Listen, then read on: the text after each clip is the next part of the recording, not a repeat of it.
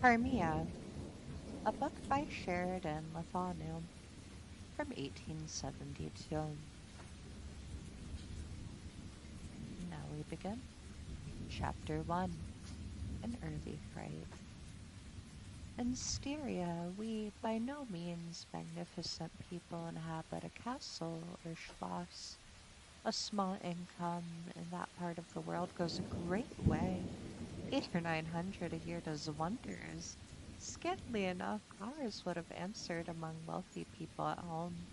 My father is English, and I bear an English name, though I never saw England. But here in this lonely and primitive place where everything is so marvelously cheap, I really don't see how ever so much more money would at all materially add to our comforts, or even luxuries for that matter. My father was in the Austrian service and retired upon a pension in his patrimony and purchased this feudal residence and the small estate on which it stands. Bargain. Nothing can be more picturesque or solitary. It stands on a slight eminence in a forest. The road, very old and narrow, passes in front of its drawbridge, never raised in my time, and its moat stocked with perch, and sailed over many swans, and floating on its surface white fleets of water lilies. Over all this, the chateau is its many-windowed front, its towers, and its Gothic chapel. The forest opens in an irregular and very picturesque glade before its gate, and at the right a steep Gothic bridge carries over a stream that winds in the deep shadow through the wood. I've said this is a very lonely place. Judge whether I say the truth.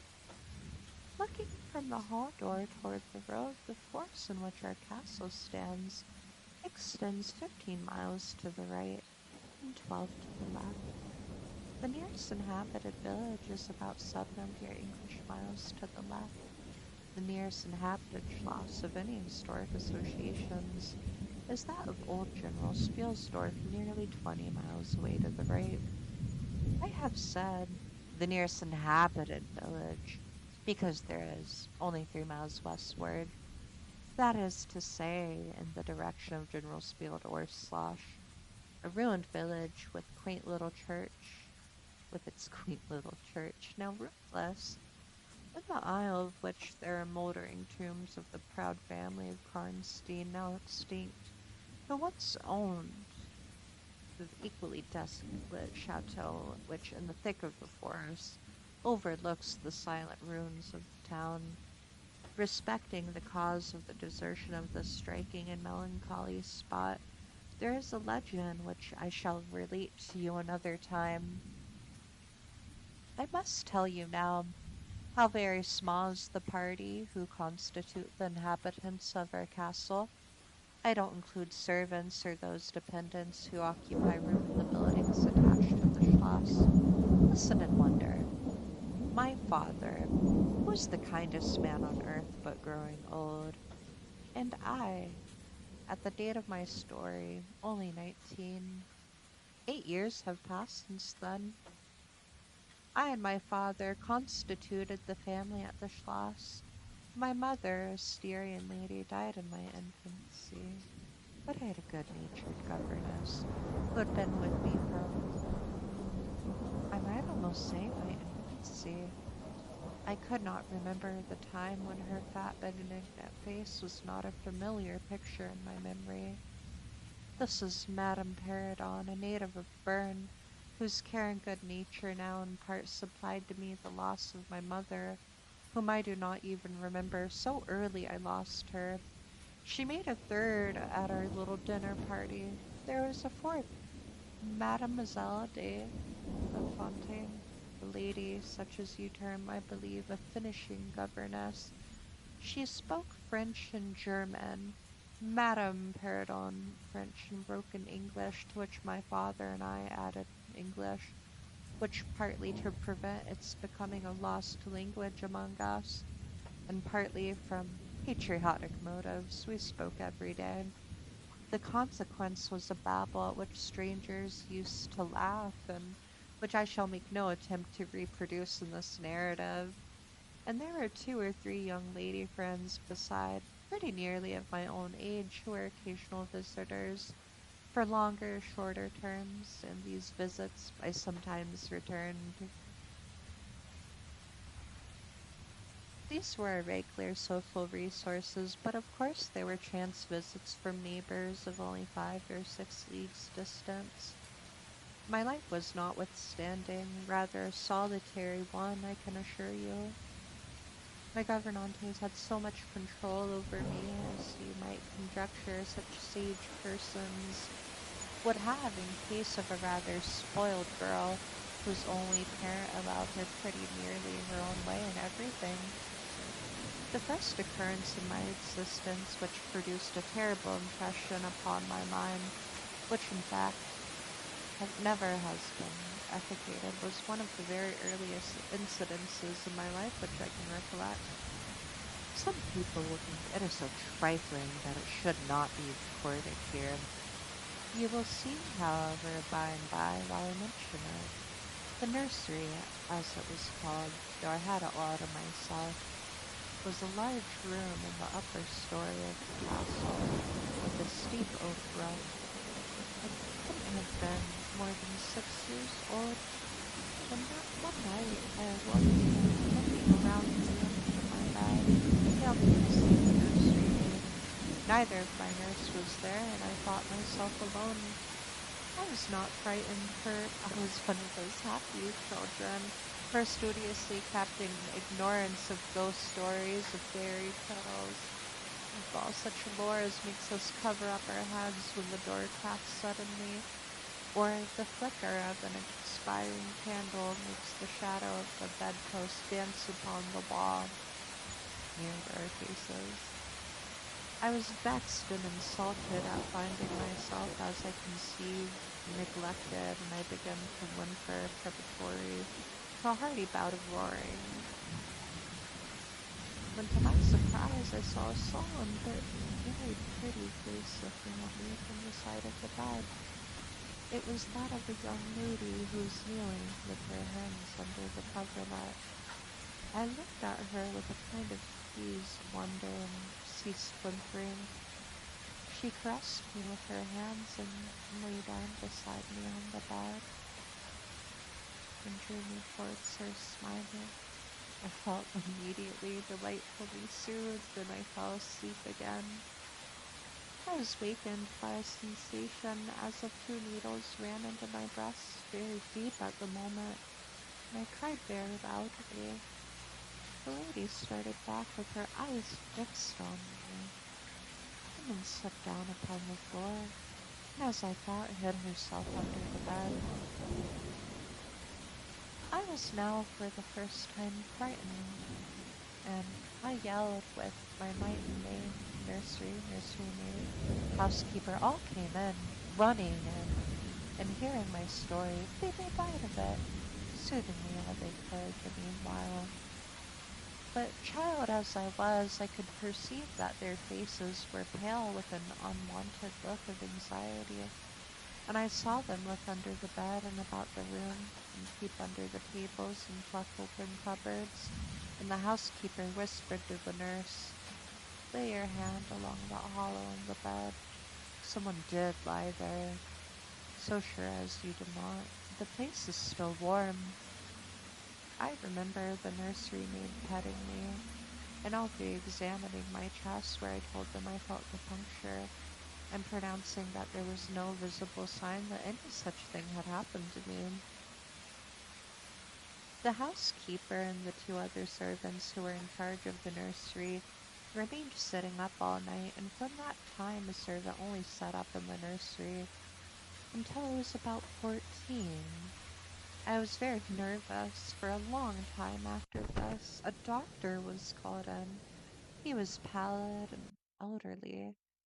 How well I remember his long, squinting face, slightly pitted with small tops, and his chestnut wig. For a good while, every second day, he came and he gave me medicine, which of course I hated. The morning after I saw this apparition, I was in a state of terror and could not bear to be left alone. Daylight though it was for a moment, I remember my father coming up and standing at the bedside and talking cheerfully and asking the nurse a number of questions and laughing very heartily at one of the answers and patting me on the shoulder and kissing me and telling me not to be frightened, that it was only a dream and it could not hurt me. But I was not comforted, for I knew the visit of the strange woman was not a dream. I was awfully frightened. I was a little consoled by the nursery maid's assuring me that it was she who had come and looked at me and lain down beside me in the bed, and that I must have been half dreaming to have not known her face. But this, though, supported by the nurse, it did not quite satisfy me. I remembered, and of course that day, a venerable old man in a black cassock coming into the room with the nurse and housekeeper and talking a little to them and very kindly to me. His face was very sweet and gentle, and he told me that they were going to pray and joined my hands together and desired me to say softly while they were praying, Lord, hear all good prayers for us for Jesus' sake. I think these were the very words, for I often repeated them to myself, and my nurse used for years to make me say them in my prayer. I remembered so well the thoughtful, sweet face of that white-haired old man in his black cassock as he stood in that rude, lofty brown room, with the clumsy furniture of the fashion 300 years old about him, and the scantily light entering its shadowy atmosphere through the small lattice. He kneeled and the three women with him, and he prayed out loud with an earnest, quavering voice for what appeared to me a long time. I forget all my life preceding that event, and for some time after it is all obscure also. But the scenes I have just described stand out vivid as the isolated pictures of the Phantasmagoria surrounded by darkness.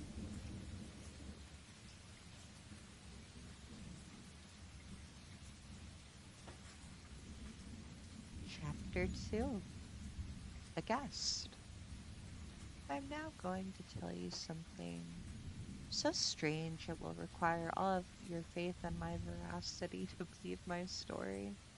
It is not only true, nevertheless, but full of which I have been an eyewitness.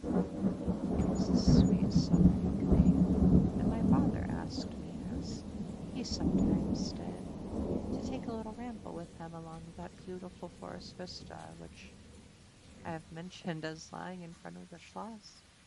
Colonel Spielsdorf cannot come to us so soon as I hoped, said my father as we pursued our walk. He was to have paid us a visit of some weeks, and we had expected his arrival the next day.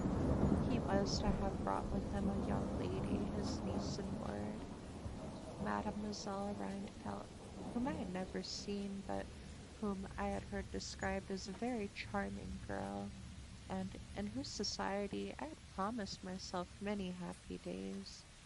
I was more disappointed than a young lady living in a town or bustling neighborhood can possibly imagine. This visit and the new acquaintance it promised had furnished my daydream for many weeks. And how soon does he come? I asked. Not till autumn, not for 2 months, I dare say, he answered. I am very glad now, dear, that you never knew Mademoiselle Rheinfeldt. And why? I asked, both mortified and curious. Because the poor young lady is dead, he replied. I quite forgot I had not told you, but you were not in the room when I received the general's letter this evening.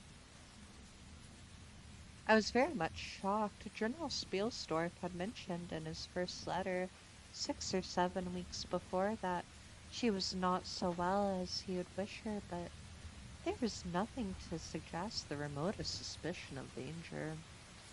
Here's the general's letter, he said, handing it to me. I'm afraid he's in great affliction. The letter appears to me to have been written and very nearly in distraction. We sat down on a rude bench under a group of magnificent lime trees. The sun was setting with all its melancholy splendor behind the Sylvian horizon, and the stream that flows beside our home and passes under the steepled bridge I had mentioned wound through a very near group of noble trees almost at our feet, reflecting in its current the fleeting crimson of the sky. Colonel Field Orff's letter was extraordinary, so vehement, and in some places so self-contradictory that I read it twice over, the second time out loud to my father, and was still unable to account for it, except by supposing that grief had unsettled his mind. It said, I had lost my darling daughter, for as such I loved her. During the last days of dear Bertha's illness, I was not able to write to you. Before then, I had no idea of her danger. I had lost her unknowing all too late. She died in the peace of innocence and in the glorious hope of a blessed futurity. The fiend who betrayed our infatuated hospitality has done it all. I thought I was receiving into my house innocence, gaiety, a charming companion for my lost Bertha. Heavens, what a boy then! I thank God my child died without a suspicion of the cause of her sufferings. She is gone without so much as conjecturing the nature of her illness and the accursed passion of agent all this misery. I devote my remaining days to tracking and extinguishing a monster. I am told I may hope to accomplish my righteous and merciful purpose. At present there is scarcely a gleam of light to guide me. I curse my conceited incredulity, my despicable affection of my superiority, my blindness, my obstinacity, I can't pronounce that, all too late. I cannot write or talk collectedly now. I am distracted. So soon as I shall have recovered, I mean to devote myself for a time to inquiry, which may possibly lead me far as Vienna, sometime in the autumn, 2 months hence or earlier if I live. I will see you. That is if you permit me. I will then tell you all that I scarce dare put upon paper now. Farewell. Pray for me, my dear friend. In these terms ended this strange letter. Though I had never seen Bertha Rainfelt, my eyes filled with tears at the sudden intelligence. I was startled, as well as profoundly disappointed. The sun had now set, and it was twilight by the time I had returned the general's letter to my father. It was a soft, clear evening, and we loitered, speculating upon the possible meanings of the violent and incoherent sentences which I had just been reading. We had nearly a mile to walk before reaching the road that passes the fosse in front, and by that time the moon was shining brilliantly. At the drawbridge we met Madame Perrodon and Mademoiselle de La Fontaine, who had come out without their bonnets to enjoy the exquisite moonlight. We heard their voices gabbling in animated dialogue as we approached. We joined them at the drawbridge and turned about to admire with them the beautiful scene before us. The glade through which we had just walked lay before us. At our left, the narrow road wound away under clumps of lordly trees, and was lost to sight amid the thickening forest. At the right, the same road crosses the steep and picturesque bridge, near which is near which stands a ruined tower which once guarded that pass, and beyond the bridge an abrupt eminence arises, covered with trees, and showing in the shadows some grey ivy-clustered rocks. Over the sword and low grounds a thin film of mist was stealing like smoke, marking the distances with a transparent veil. and here and there we could see the river faintly flashing in the moonlight. No softer, sweeter scene could be imagined. The news I had just heard made it melancholy, but nothing could disturb its character of profound serenity and the enchanted glory and vagueness of the prospect. My father, who enjoyed the picturesque, and I stood looking in silence over the expanse beneath us. The two good governesses, standing a little way behind us, discoursed upon the scene, and were eloquent upon the moon. Madame Perrodon was a fat middle-aged and romantic, and talked and sighed poetically. Mademoiselle de La Fontaine, in her right of her father, who was a German, assumed to be psychological, metaphysical, and something of a mystic, now declared that when the moon shone with a light so intense, it was well known that it indicated a spiritual activity, a special one. The effect of the full moon in such a state of brilliancy was manifold. It acted on dreams, it acted on lunacy, it acted on nervous people. It had a marvelous physical influences connected with life. Mademoiselle related that her cousin, who was the mate of a merchant ship, having taken a nap on the deck on such a night, lying on his back with his face full in the light of the moon, had wakened after a dream of an old woman clawing him by the cheek, with his features horribly drawn to one side, and his countenance had never quite recovered in its equilibrium.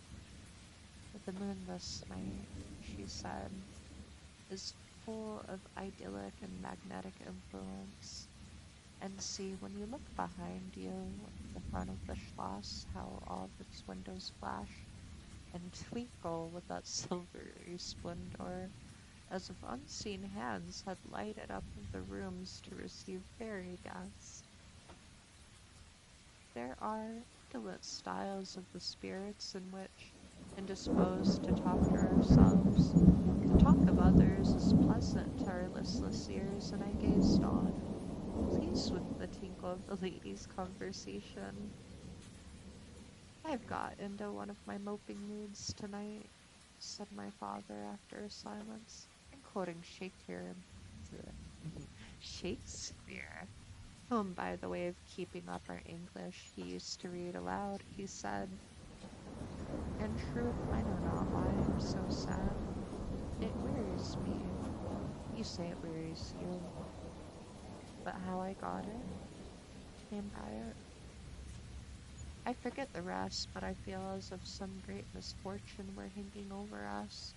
I suppose the poor General's afflicted letter has something to do with it. At this moment, the unwonted sound of the carriage wheels